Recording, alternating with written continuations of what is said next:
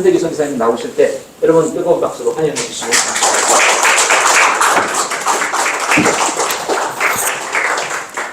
이렇게 말씀하시면 안 돼요. 아니 이렇게 깔면은 힘들어요. 제가 어쨌든 우리 목사님 때문에 제가 사역을 할 수 있게 됐었고, 목사님이 아니었으면 저도 이제 훈련이 안 됐을 거예요. 목사님 때문에 정말 머리 터지도록 말씀 준비하고 1년 동안 했었는데 그게 정말 저한테 되게 좋았어요. 그러니까는 그런 말씀에 대한 그 깊이와 그런 것들을 훈련시켜 주셔서 정말 감사드렸어요. 목사님이 깔면은 저는 말씀을 드립니다. 그래서 오늘 말씀, 목사님이 더 잘 전하십니다. 이건 아셔야 됩니다. 저는 말 더듬고요. 말 버벅거리고 이래요. 근데 우리 목사님 정말 말씀 잘 하십니다. 오늘 말씀 보겠습니다. 오늘 말씀은요. 마가복음 2장 13절부터 17절까지 함께 일어나셔서 하나님 말씀 읽겠습니다. 우리들이 교회 생활에 보편적인 사항이 있다면 그게 뭐냐면은 교회 생활을 통해서 만나는 사람들이 있습니다. 그거에 대해 그 사람들에 대한 인간적인 실망이라고 할 수 있을 것입니다. 이럴 때 반응은 다양합니다. 어떤 사람들은 자기에게 실망을 주는 어떤 사람, 교회 안에 어떤 사람, 또 그것은 교회의 지도자일 수도 있고 다른 어떤 사람일 수도 있습니다. 나는 저 사람이 있으면 이 교회에 나오지 않겠다. 서구표 교회는 아니고요. 다른 일반적인 교회를 말하는 겁니다. 그래서 교회를 옮길 수가 있습니다. 어떤 분들은 저런 사람들이 크리스찬이라면 나는 예수 안 믿겠다. 아니, 교회를 등지고 교회를 떠나가라는 사람도 없지 않습니다. 저는 그런데 이 교회에서 받는 우리들의 상처, 갈등 이런 것들의 한 가지 중요한 원인 중에 하나는 우리가 가진 교회에 대한 지나친 이상적인 기대 때문이 아닌가 생각합니다. 저는 이것은 비성서적인 교회에 대한 우리들의 그림, 비성서적인 교회에 관해 기여한다고 말할 수가 있습니다. 여러분, 기독교 역사 가운데 가장 교회가 이상적이고 역동적인 교회의 시작에 있었다면 언제일까요? 바로 초대교회라고 생각합니다. 1세기 초대교회, 그래서 우리는 종종 표를 붙일 때도 초대교회로 돌아가자 이런 표를 붙입니다. 초대교회 가운데 성경에서 초대교회 가운데서 가장 영적이고 모범적인 교회가 중에 하나가 바로 에베소 교회였습니다. 에베소 교회는 바울이 에베소에서 3년 이상 머물면서 개척했던 교회입니다. 그러니까 바울을 목사님을 모셨던 교회, 그것도 짧은 기간이 아니라 3년 이상 바울이 아마 제일 한 장소에서 머물러서 집중적 선교를 했었던 곳이 바로 이 에베소입니다. 그러나 아주 괜찮은 교회, 아주 좋은 교회, 아주 좋은 특성을 가지고 있는 교회였습니다. 그런데 에베소서 4장 25절에 이하를 보시면 바울이 에베소 교회를 향해서 보내는 편지 가운데 이런 메시지를 기록하고 있습니다. 25절 보시면은 그런지 거짓말을 버리고 각 사람이 자기 이웃과 더불어 진리를 말하라. 우리는 서로 지체니라. 왜 이런 얘기를 했겠습니까? 교인들 가운데 누가 있어서 거짓말쟁이가 있었다는 겁니다. 거짓말 하는 사람이 없다면 이런 말을 왜 했겠습니까? 그러니까 교인들 중에서 거짓말쟁이가 있다. 4장 28절에 보시면 도둑질을 한 자는 더 이상 도둑질을 하지 말고 오히려 노동을 하여 굽힌 자에게 줄 수 있도록 자기 손으로 선한 것을 할지니라. 이 말은 무슨 말이죠? 교인들 중에 도둑녀도 있었다. 이겁니다. 그래서 도둑질 하지 말라. 이런 편지를 기록했습니다. 29절에 보시면은 부패한 대화는 결코 너희 입 밖으로 내지 말고 무릇 더러운 말은 너희 입 밖에서 내지 말라. 오직 세워주는 일에 쓸 좋은 것만을 말하며 그것이 듣는 자들에게 은혜를 끼치게 하라. 이 말은 뭐죠? 심지어 교인들 가운데서도 더러운 말 하는 사람, 그리고 음담패설하는 사람도 있었다. 이런 얘기입니다. 그렇기 때문에 교회 생활을 하다가 그런 교인, 거짓말하고 도적질하고 사기도 치고 그 이상스럽게 말해서 상처 주는 사람, 이런 사람들 만나가를 경험하면 너무 놀라지 마시길 바랍니다. 초대교회에서도 있었습니다. 그런데 예수님이 이런 사람들을 어떻게 대했냐 궁금하지 않으십니까? 예수님이 이런 사람들을 어떻게 대하셨을까? 교회 안에서 이런 사람들 만났을 때 예수님 같으면 어떻게 대했을까? 오늘 본문 사건의 결론이 17절에 있습니다. 같이 읽어보시겠습니다. 17절. 예수님께서 그것을 들으시고 그들에게 이르시되 온전한 자들에게는 의사가 필요 없으나 병든 자들에게는 필요하니 나는 의로운 자들을 부르러 오지 아니하고 죄인들을 불러 회개하게 하려고 왔노라 하시니라. 이것이 사건의 결론입니다. 결론에서 예수님께서 뭐라고 말씀하십니까? 예수님께서 내가 온 이유는 의인을 부르러 온 것이 아니라 죄인을 부르러 왔답니다. 그렇다면 교회가 우리가 예수님의 몸이라고 고백합니다. 교회가 예수님의 몸이고 그리스도의 몸이라면 예수님께서 교회를 통해서 지금도 사람들을 부르고 있다면 예수님은 어떤 사람들을 부르십니까? 지금도 죄인들을 부르고 있다는 말씀이십니다. 교회를 통해서 죄인들을 부르고 있습니다. 그렇다면 교회에는 누가 모여야 합니까? 의인이 모여야 합니까? 죄인이 모여야 합니까? 그렇습니다. 교회는 죄인의 집합소입니다. 다른 말로 바꾸면 예수님이 이렇게 비유하셨는데 병든 자에게라 의사가 필요하지 않으냐. 나는 병든 사람을 부르러 왔다. 그러니까 교회가 다른 말로 하면 교회는 병원입니다. 그러면 여러분 좋은 병원은 어떤 병원입니까? 좋은 병원, 건강한 사람들이 많이 모이는 곳이 좋은 병원인가요? 아니죠.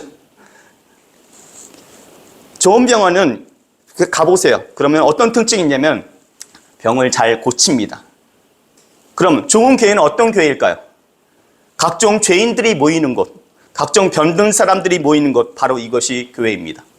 이렇게 생각하시면 됩니다. 그렇다고 해서 좋은 병원이라는 것은 병자들만 많이 오는 곳이어서는 안 됩니다. 반드시 있어야 할 소식이 뭐냐면 그 병원에서는 병자들이 잘 낫는다. 치료를 잘 한다. 그래서 병을 잘 고치는 역사가 많이 일어난다 하는 소문이 나야 합니다.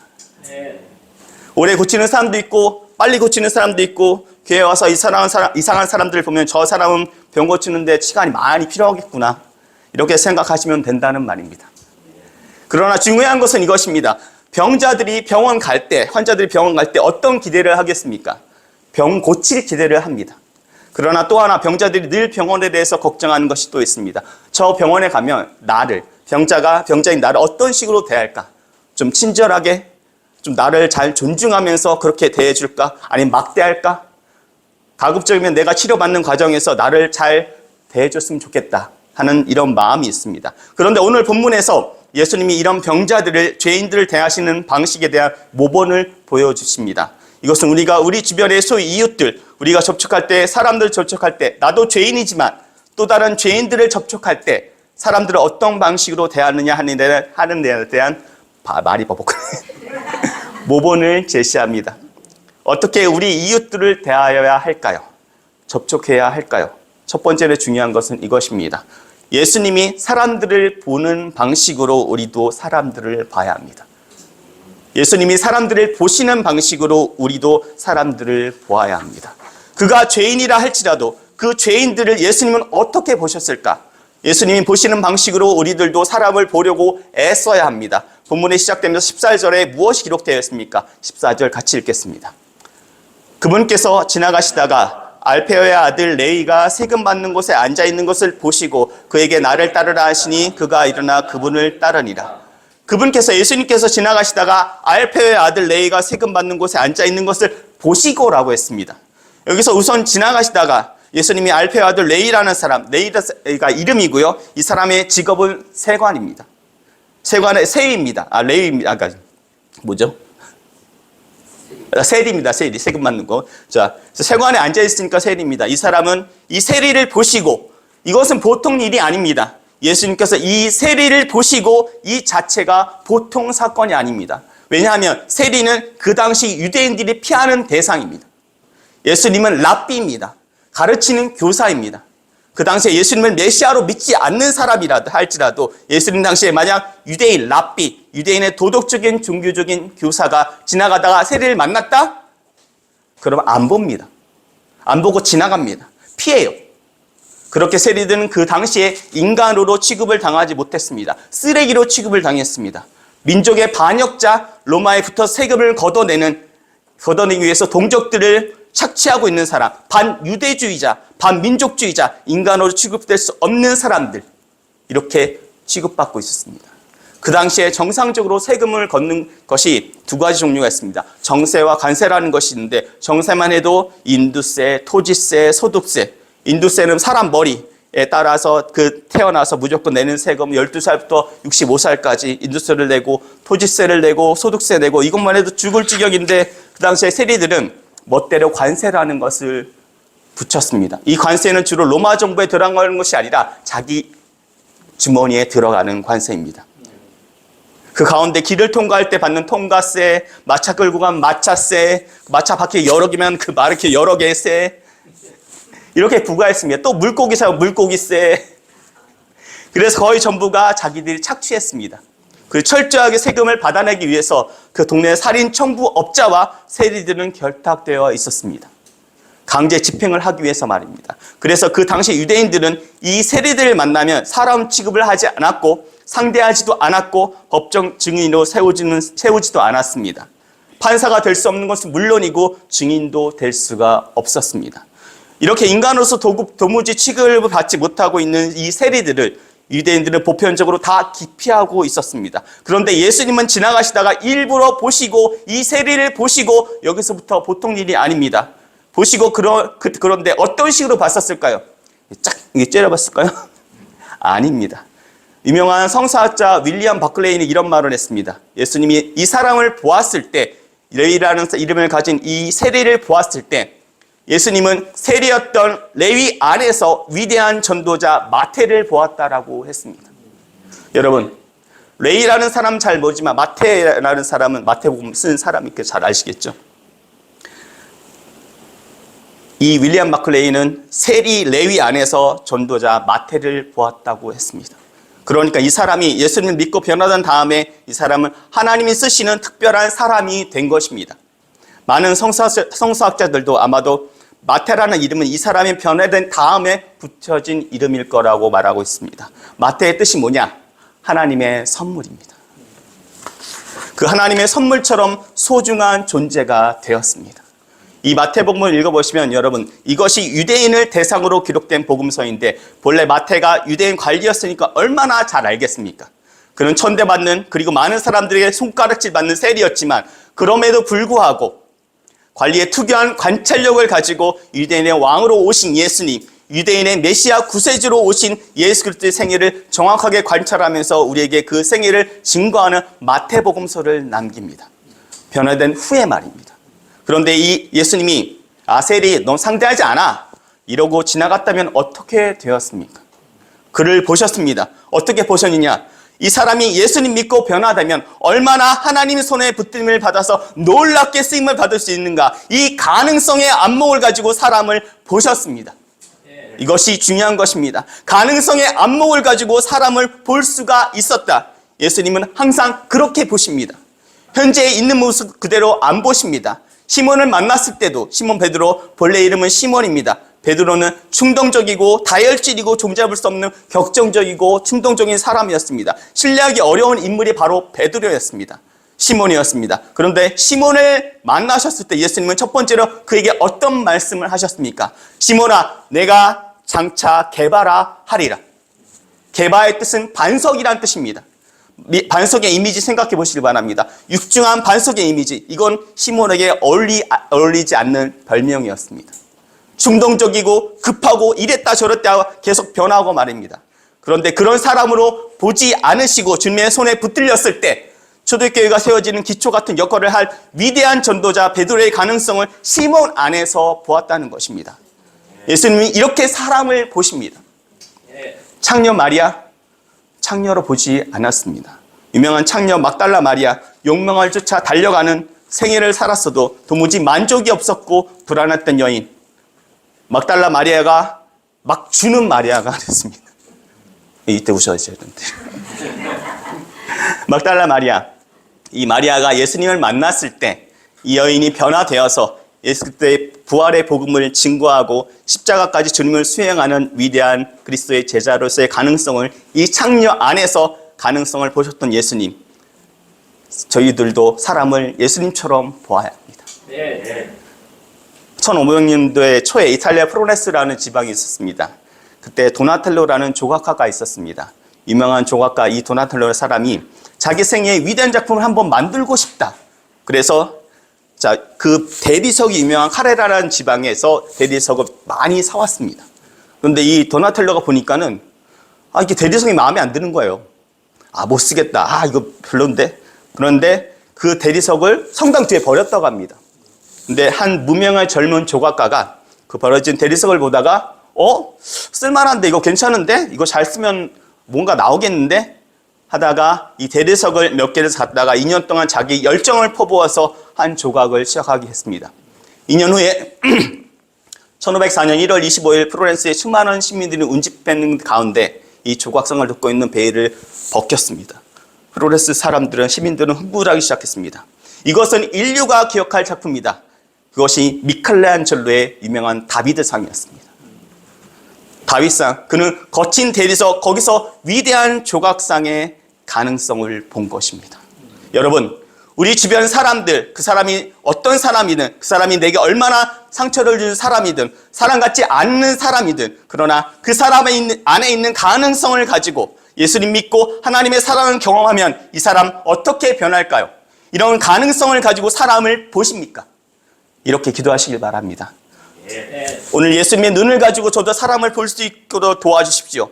주님의 눈을 가지고 사람들을 볼 수 있는 안목이 열리기를 주님의 이름으로 기도합니다라고 기도하시길 바랍니다. 주님의 눈으로 사람들을 볼 수 있어야 합니다. 두 번째로, 예수님이 어떻게 사람을 대하셨는가? 예수님께서는 예수님이 그들을 부르시고 있다는 메시지를 우리가 전달해야 됩니다. 예수님께서는 예수님이 그들을 부르시고 있다는 메시지를 우리가 전달해야 합니다. 왜냐하면 예수님이 이런 사람들을 만났을 때 그렇게만 본 것이 아니라 보신 다음에 그들을 부르십니다.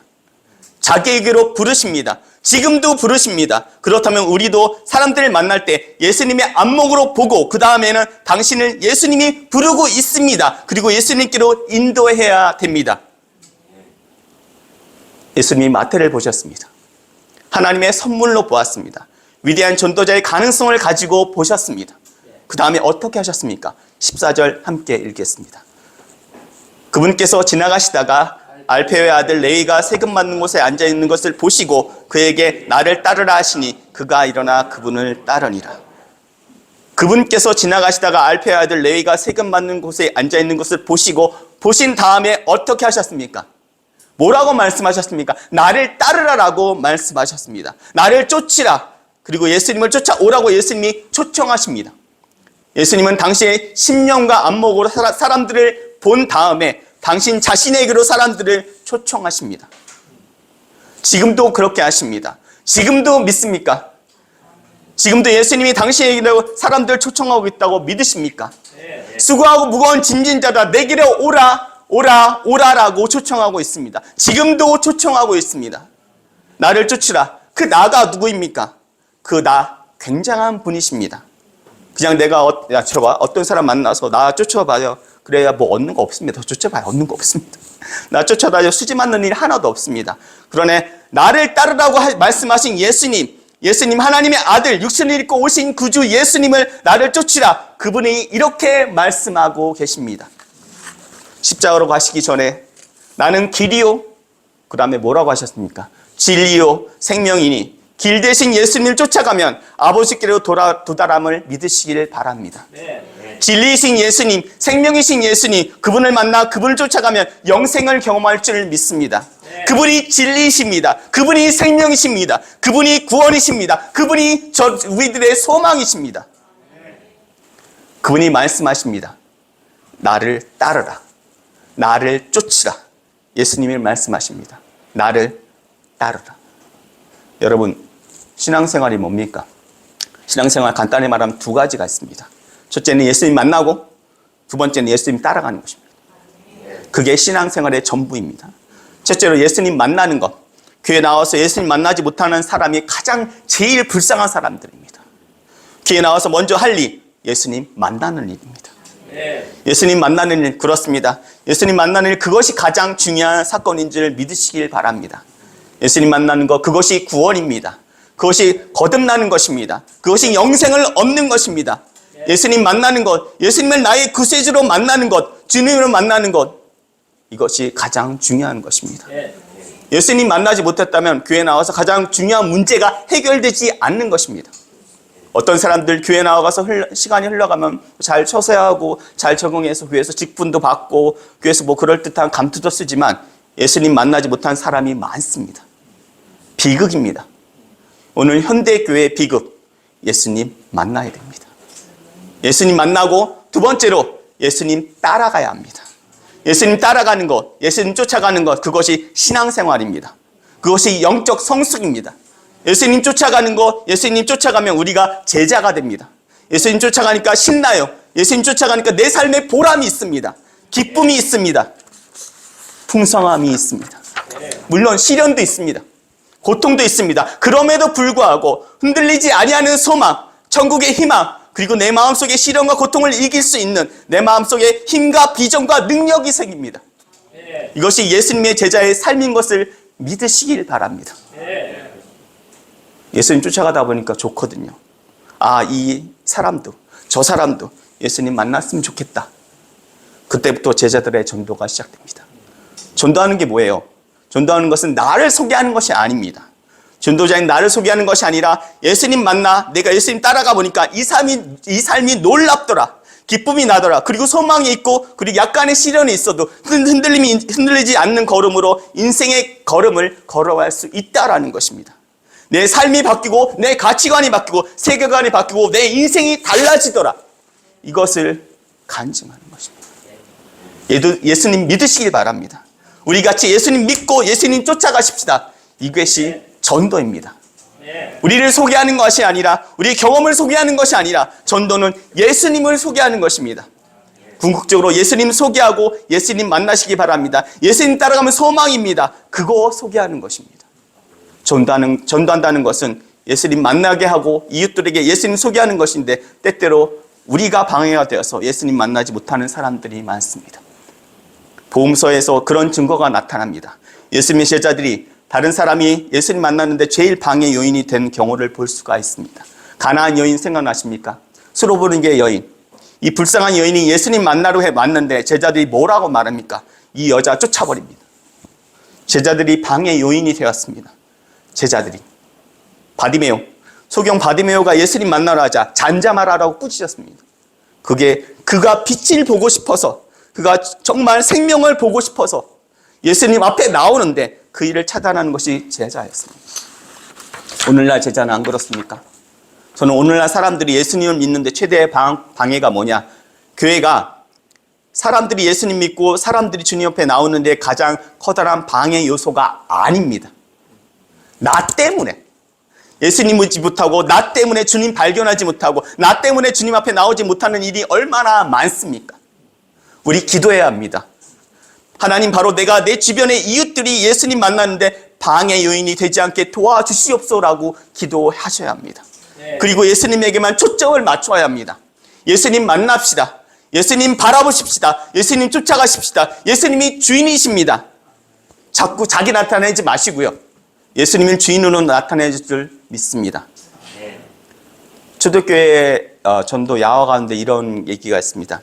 어떤 사람, 믿지 않는 사람들이 전도를 하니까 예수님 믿으라고 예수님 소개하니까 전도받던 사람들이 이렇게 묻더래요. 예수님 성씨가 뭐예요? 성씨 아시는 분? 그 예수님 성씨가 뭐예요? 물어봤어요. 근데 갑자기 이상한 질문을 받으니까 이 사람이 당황을 했습니다. 그때 옆에 예수 믿은 지 얼마 되지 않은 초신자인데 냉큼 이렇게 대답을 했다고 합니다. 예수님 성씨야 주시죠. 주 예수. 주시 맞죠? 대답 잘 잤습니다. 그렇죠? 예수님이 주님이십니다. 믿으십니까? 예수님을 주로 나타내고 주로 증거하는 것, 그것이 전도입니다. 주님이 부르십니다. 주님 만나세요. 이렇게 전도하는 막힘없는 도구, 이 막힘없는 도구로 저와 여러분이 쓰임받을 수 있기를 소망합니다. 우리가 어떻게 우리의 이웃들을 섬겨야 할까요? 마지막 세 번째로는 우리가 이웃들을 정말 주님 앞으로 인도하려면 예수님처럼 사람에 대한 편견을 넘어서야 합니다.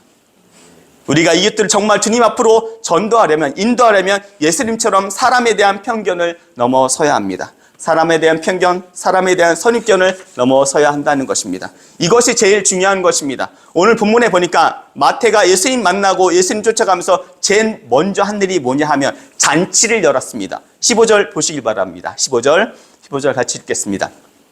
그의 집에 앉아 잡수실 때 많은 세리와 죄인들이 예수와 그 제자와 함께 앉았으니 이는 저희가 많이 있어서 예수를 쫓음이더라. 예수님 만난 감격으로 예수님 초청하고 잔치가 열렸습니다. 누가복음 5장 29절에 보시면 같은 사건을 기록하면서 큰 잔치가 열렸다 이렇게 기록하고 있습니다. 큰 잔치, 동네 잔치가 열렸습니다. 그럼 어떤 사람들이 모였습니까? 15절에 많은 세리와 세리 집이니까 세리가 많이 모였다. 당연한 거죠. 그 다음에 누가 모였습니까? 죄인들이. 아니 이건 무슨 죄인들입니까? 이건 무슨 표현일까요? 그 당시에 소리 바리새인들, 대표적인 종교주의 바리새인들은 자기들의 구전 율법을 따르지 않고 율법대로 살지 않는 사람들 다 죄인이라고 정죄했습니다. 그 사람들이 다 모였습니다. 예수님은 그 사람들을 다 환영했습니다. 같이 끌어안고 같이 시간을 보내고 함부로 사람에 대한 타이틀을 붙여서 사람들을 정죄하지 않았습니다. 인간에게 죄인의 타이틀이 필요하다면 그 죄인은 모두 다 모든 사람이 죄를 범하였음입니다. 예외는 없습니다. 그러나 그 당시 바리새인들은 자기들은 의인이고 저 사람은 죄인이고 상대적인 표현이었습니다. 미국의 어떤 마을에 깡패 형제가 살았다고 합니다. 아주 유명한 깡패 형제고 술 마시고 막 난리치고 막 동네 어지럽히고 막 때리고 두들겨 패고 이웃들 거 뺏고 막 돈 뺏고 그러다가 이 깡패 형제였는데 동생이 죽었다고 합니다. 근데 형은 돈 좀 있으니까 동생 장례식을 아주 멋지게 치러주고자 하는 마음이 있었습니다. 그런데 주변 마을 속에서 이 사람은 다 알아요. 근데 목사님을 초청해야 되잖아요. 장례 주례를 하면. 근데 초청하면 누가 올까? 근데 이 형이 조건을 내겁니다.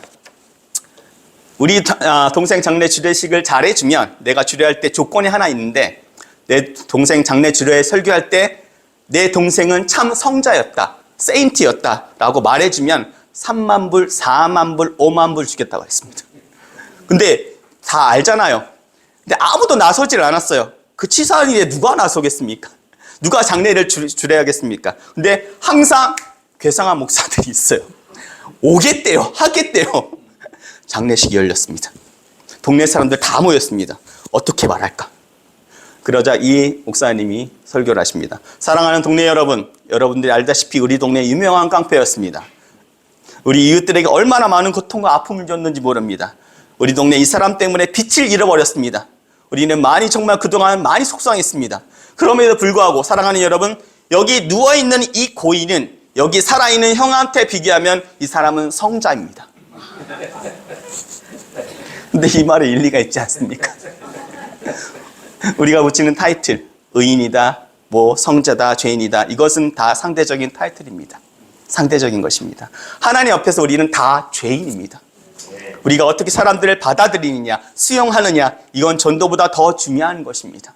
이게 안 되면 전도가 안 되는 것입니다. 사람들을 어떻게 받아들이냐, 예수님은 다 편견 없이 받아들였습니다.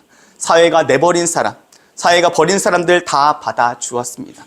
거기서 복음의 축제가, 복음의 위대한 잔치와 복음의 위대한 역사가 열리기 시작합니다. 여러분, 우리가 사람에 대한 편견을 넘어서서 이렇게 우리의 이웃들 앞에 설 수 있다면 우리의 전도는 언어 이상의 위대한 설득력과 감동과 능력을 가질 수가 있습니다. 그러나 우리 복음이 지체하고 우리 이웃들과 담이 단절되고 있는 이유가 어디에 있습니까? 우리의 좁은 인간관, 우리의 좁은 선택적인 제한적인 교제, 우리의 성도의 교제라면 같은 끼리끼리 막 일을 하는 거. 교회 가보면 가만히 보면 밤낮 돌아다니는 사람들 돌아다녀요. 그렇죠? 근데 어떻게 이웃들을 향한 우리의 세계가 열릴 수가 있겠습니까? 사람에 대한 편견, 사람에 대한 선입견을 뛰어넘어서 이웃 앞에 그리스도의 사랑으로 다가설 때 열릴 수가 있게 되는 것입니다. 새로운 선교의 장을 보시길 바랍니다. 기도하시겠습니다.